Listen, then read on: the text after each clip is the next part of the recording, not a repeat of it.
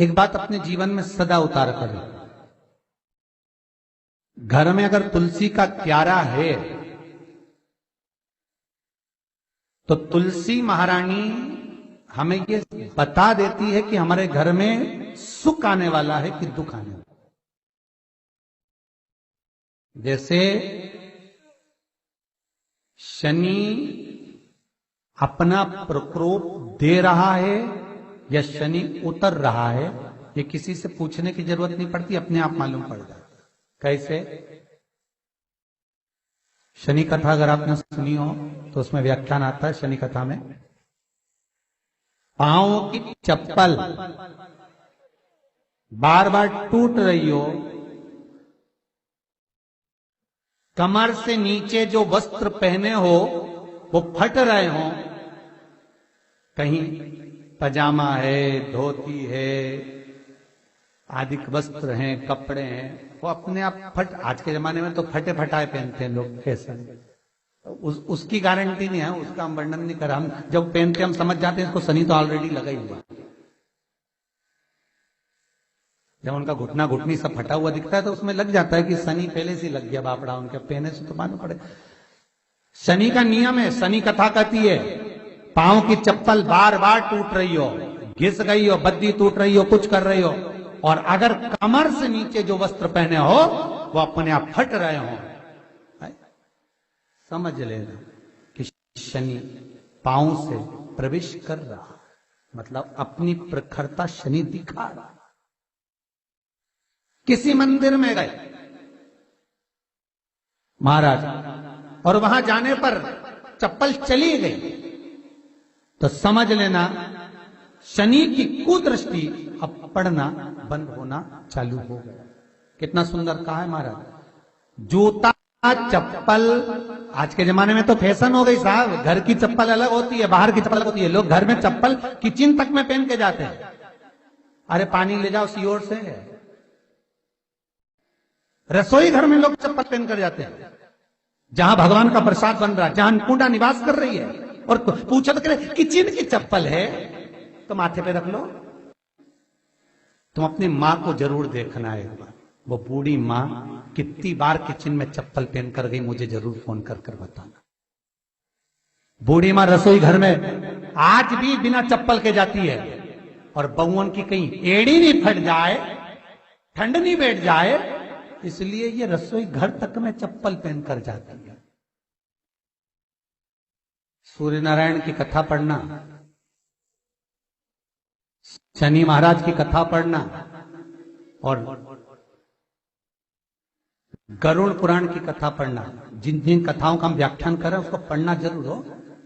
क्या लिखा है? घर के अंदर जब चप्पल जाती है, रोग, बीमारी, कष्ट, तकलीफ चालू हो जाती है। तुमने चप्पल क्यों पहनी? ठंड नहीं बैठ जाए, रोग नहीं बैठ जाए। घर के अंदर उतना बढ़ गया, एक कालीन बिछा दो, एक दरी बिछा दो, मोटा आसन बिछा दो, जिस पर तुम चल लो। जरूरी है कि कई कई लोगों को तो हमने ये भी देखा कि कालीन पर भी चप्पल पहन के चलते, और ब्राह्मणों को भोजन परोस रहा है, गुरुजन को भोजन परोस रहा है, ठाकुर जी की थाली बना रहा है, ठाकुर जी का थाल लगा रहा है, तो भी चप्पल है पांव में। तेरा क्या होगा रे कालिया, क्या होगा? विचार तो करो। देह पड़ी रे जाए यहीं पर, फिर कुंडल और नगीना, क्या हरि नाम नहीं तो जीना। अभी भी सुधर जाओ रे, अभी भी सुधर जाओ, नहीं सुधरो तो सिधर जाओ रे, या तो सुधरो नहीं तो सिधरो, थोड़ा सुधरो। रसोई घर में अन्नपूर्णा रहती है, रसोई घर में शिव महापुराण की कथा कहती है जब भगवान शंकर को मां जगत जननी भोजन करा रही थी, शंकर जी ने वर मांगा था अन्नपूर्णा का, ए अन्नपूर्णे, तुम मेरे घर के बच्चों का भरण पोषण कर रही है। इस मृत्यु लोक में जितने मनुष्य जन्म लेते हैं ये मेरे पुत्र कहलाते हैं। तो अन्नपूर्णा ने कहा, चिंता मत करना भोलेनाथ, जिस जगह पर एक स्त्री, बेटी, कन्या या घर की बहू या बूढ़ी मां भोजन बनाएगी, उस जगह पर मैं अन्नपूर्णा उसके शरीर में प्रवेश करूंगी। और वो रसोई घर नहीं होगा, वो मेरा और तुम्हारा मंदिर कहलाएगा। अब मंदिर में चप्पल पहनकर भोजन का निर्माण करना ये श्रेष्ठता है। एक आसन पटक लो आप रसोई घर के अंदर, जिस आसन पे खड़े होकर आप भोजन बना लो। मोटा सा आसन रख लो, चप्पल की जरूरत ही नहीं। श्रीमद् भागवत कथा कर रही है, तुलसी का मात्र, तो शनि अपनी दृष्टि बता देता है। शास्त्र कहता है जब घर के अंदर प्रवेश करने के, जब आप घर में प्रवेश करें तो कोने में चप्पल को उतार दें। बाहर जगह नहीं है तो घर के अंदर प्रवेश कर कर लेफ्ट में चप्पल को उतार दें, और 7 या 3 कदम के अंदर चप्पल उतर जाना चाहिए घर के अंदर भी। और उसके बाद अगर चप्पल अंदर प्रवेश कर रही है तो राहु केतु शनि के साथ प्रवेश करते हैं, जिसके घर में बीमारी कभी पीछा नहीं छोड़ती। शनि कथा, सूर्य की कथा का स्मरण करिए, आपको मालूम है, पहचान हो जाता है। महाराज तुलसी बता देती है कि आपके घर की दशा क्या है।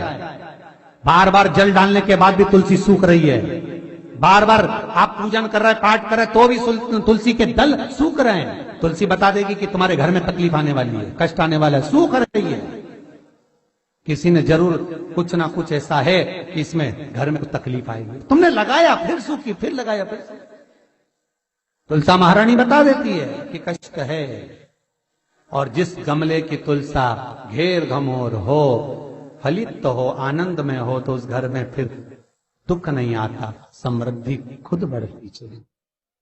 जिन शंकर भगवान को आप जल चढ़ाते हो, जिन ठाकुर जी से आप लाड लड़ाते हो, जिन भगवान कृष्ण का आप स्मरण करते हो, राधा रानी का आप नाम जाप करते हो, जिस परमात्मा का आप भजन कर रहे हो, कीर्तन कर रहे हो, नाम जाप कर रहे हो, नाम स्मरण कर रहे हो, उससे तुम्हारा एक संबंध होना चाहिए, एक रिश्तेदारी होना चाहिए। और उससे जब तुम्हारा कोई संबंध रहेगा, उससे जब तुम्हारी कोई रिश्तेदारी रहेगी, तो उस रिश्तेदारी में जैसे ही आपके प्राण छूटे, और छूटते से ही आप जब गए, तो जाते ही आप कहोगे कि कृष्ण से मेरा ये संबंध है, वो मेरा पुत्र, वो मेरा भाई, वो मेरा बेटा, वो मेरा सगा, वो मेरा रिश्तेदार, वो मेरा कुटुंबी, वो मेरा पुत्र। जब कहोगे तो तुरंत प्रवेश हो जाए। महाराज भगवान से संबंध होना चाहिए। कई लोग भगवान को सवेरे से रिझाने बैठते हैं तो भगवान को बनी बनाई बात कहते हैं, ये पाठ कर लो, ये पाठ कर लो, ये पाठ कर लो, ये स्तुति कर लो, सारा बना बनाया। तुमने अपने दिल से कौन सी स्तुति गाई? तुमने अपने दिल से कौन सा भगवान को निवेदन करा, कौन सा नमन करा? बस सवेरे उठना है, नहाना है, भगवान के सामने जाना है, भगवान को नहलाना है, कपड़े पहनाना है, अगरबत्ती लगाना है, थोड़ा सा शक्कर का भोग लगाना। इतने सारे देवी देवता, शंकर जी, राम जी, गणेश जी, सारे देवता, और 2 खुरमा लेके आए, 1 बालूशाही लेके, 2 मठरी लेकर आ गए, 1 मठरी लेकर आ गए, और भगवान को इतनी सी कटोरी में रख